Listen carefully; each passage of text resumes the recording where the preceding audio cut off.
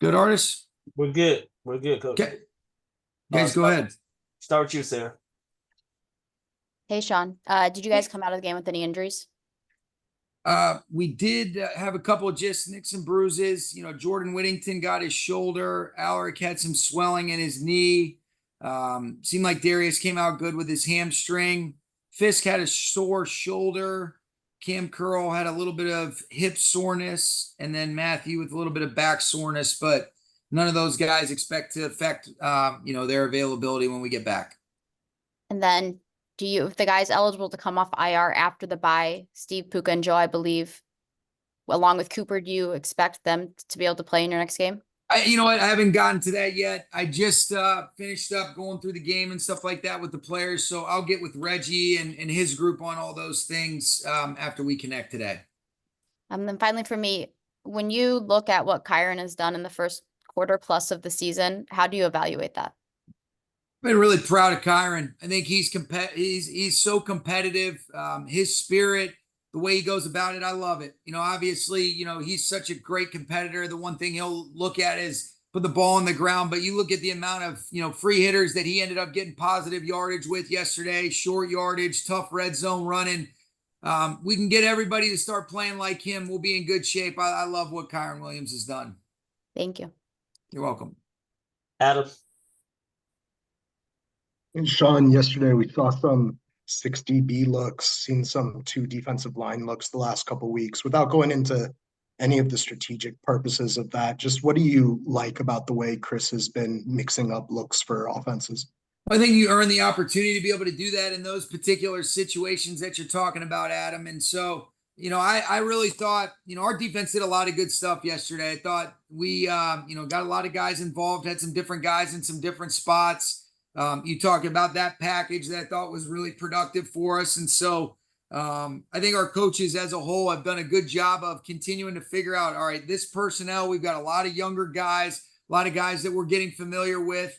And I do think there's been a lot of bright spots and positives over the last couple of weeks. And if we can continue to eliminate some of the things that we can control, we're definitely trending in the right direction. And with the exception of that Arizona game, there's been some opportunities for us to close out games, be able to finish and feel a little bit different than we do right now. But that's our reality, and we're going to continue to strive to figure out how to play consistently well in all 3 phases, because there is positives, but we've got to figure out how to create that clarity, how to continue to identify with the solution-oriented mindset. What are the things that accentuate these players? And then what are the things that we can do to try to be able to keep people off balance? And we're going to be working hard at that. And it's going to, be something that we're going to be really, intentional about trying to, bring to fruition. I know this falls under the category of things you can't control, but do you feel like this bye is coming at a good time for the team? Yeah, I mean, I think I'll be able to better answer that based on the availability of guys and what that really means. But yes, what I think it does serve as a good time is after 5 games where we're obviously not where we want to be, how can we look at ourselves critically? How can we identify some of the things that we need to do with the 12 games remaining to be able to play more quality football that's, more, in alignment with what we're capable of and what we've seen when we're operating at our best here. Thanks, Sean. You're welcome. Here. Hey, Sean, you mentioned Stafford has back soreness, but you don't think that's going to prevent him from being available. But are you going to have to monitor him and when you guys get back? Is that something that you think may preclude him from practicing? I don't think so. No, I don't anticipate that, Gary. And is that just the result of a single hit or kind of multiple hits?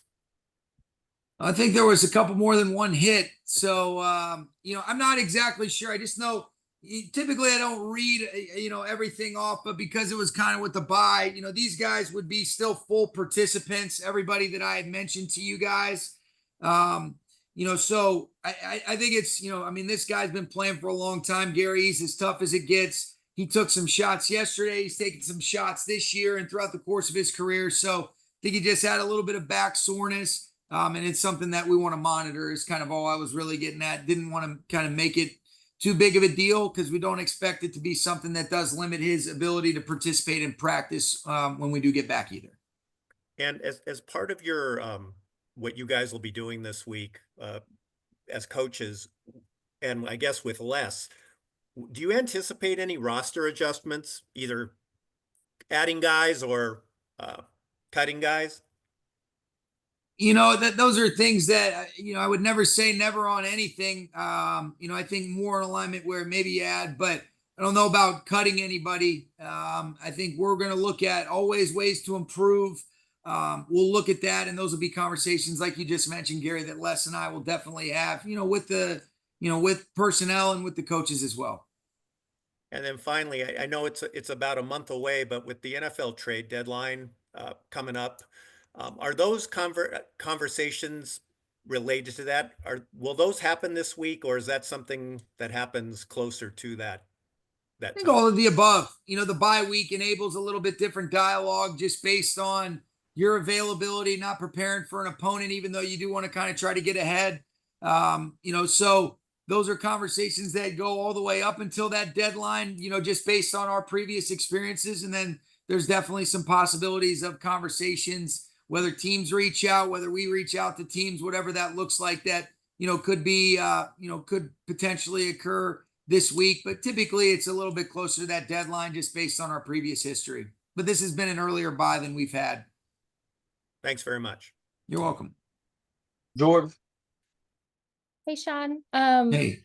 Adam Schefter had a report before the game that you guys are targeting a week 7 return for Cooper. Is that accurate? What was that? So would week 7 be when we come back? The week after the bye. Yeah. That would be an ideal target. Yes. Are you? But I mean, but as far as, I haven't gotten with, like, here's what I would say, that is something that in an ideal world, yeah, he's ready to go. He had some specific work that he was doing with Reggie over the last couple of days, and we were planning on visiting with him, but the Raiders was always an optimistic target date, just based on a few weeks back that we had set, but by no means is that guaranteed. Understood. Are you anticipating that he'll practice after the bye? I'll say this, Jordan. I don't know enough about exactly how these last few days went. I would hope so, but until I get with Reggie after we've talked, I won't be able to, appropriately answer that one. And then understanding Puka, the situation with the knee, what about what has happened to him, or what about the nature of the injury has sort of made it a little bit murkier of a timeline for you guys, at least in terms of what we know or what you've shared with us? Yeah, just really the what specifically in his knee was aggravated, and the typical timeline that is usually accompanied with that, and then really, just based on his feedback and his rehab, there was always kind of a target date that they had tentatively set on when he could get back, and we'll see if we're exactly on that, but it was really the nature of the injury and the significance of that sprain to the particular ligament that we're talking about. And then yesterday you touched on this about every game. It's been one or two things maybe, and you have expressed as well that minus maybe that Cardinals game, a lot of these things are self-inflicted or fixable execution. Sure. How do you fix those things? Where do you look first, and where do you look as you enter this sort of preparation week or reset week with the bye? Yeah, it's a great question, because a lot of it is, man, we're doing this well, and then there's a technique error, or there's a targeting or a communication error, and we've got some youthful players at some key spots, where communication is critical and of the utmost importance, and guys are learning on the fly and a lot faster than what probably we or they anticipated. But the thing that is challenging that we've got to continuously figure out, what is the rhythm, the routine, our weekly rhythm, what are the things that we need to do to increase that communication and the consistency, and really the clarity from us to them, so they understand exactly what is required for us to operate at a high level, whether that be offensively or defensively. And I think the thing that leaves me encouraged is that there's examples of doing it right. And then the things that you're saying, okay, well, help me understand this when we've done this right before and we're having these mistakes is, how do we eliminate that? How do we reach these guys? how do we really continuously understand the urgency that's required, snap in and snap out? We got some great examples of guys that are playing that do understand that. And then we've got a lot of guys that are in experiences for the first time. Nobody cares about that, but we have to be able to accelerate that growth because, and you've seen it too, and it's not just coach speak. There's examples of, man, that looks right.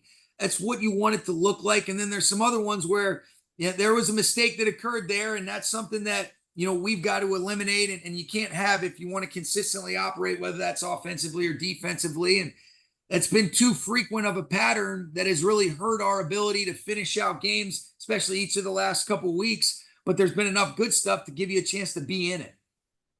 Thanks, Sean. I didn't really answer your question at all, but you're welcome. All right. But I'm looking for that. I'm looking for those answers as well, Jordan. Trust me. Appreciate it. You're welcome. We'll wrap with you, Maria. All right. Hey, Sean, kind of thinking back, this seems very familiar to maybe even last year before the bye, not really playing to your potential or where you thought you might be. Do you sort of remember what your mindset was going into the bye and how maybe it sort of changed that after the bye things got a little bit better and things? Well, I think we played consistently well. We did get some guys back from injury last year. Every single, there was 9 games that we had played at that point, as you know, very well. And there was some good experiences of, some different, we had a lot more experiences. We had a lot more health just in general, where we had a younger group. We knew we were going to be a much younger team, but we were able to work with the same group of guys, really with the exception of Cooper gets banged up and missed the first 4 games, but then he started to get back into the lineup.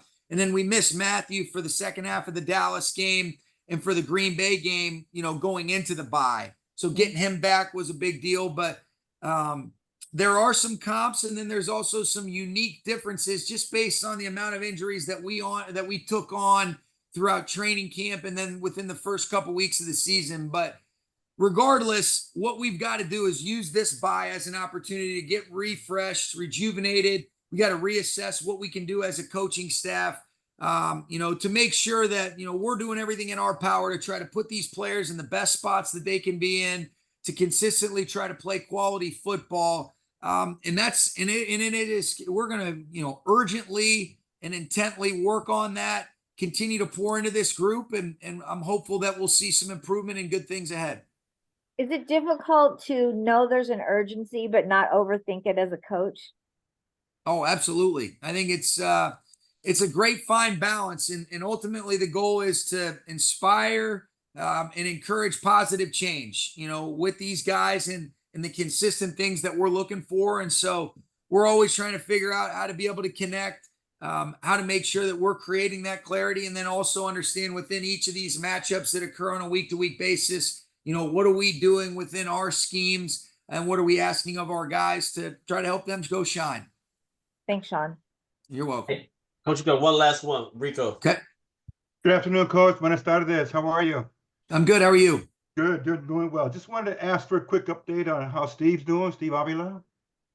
He's doing well. I saw Steve in the team meeting today. I'm not exactly sure what his, timeline for return is, but making good progress. He looks good. And I know he's done a great job with Reggie and his group so far. Do you think there might be another couple more weeks, maybe by the time he's fully ready to come back? I do. I think so. Okay. Thank you, Coach. You're welcome. Thanks, Coach. All right. Thanks, guys.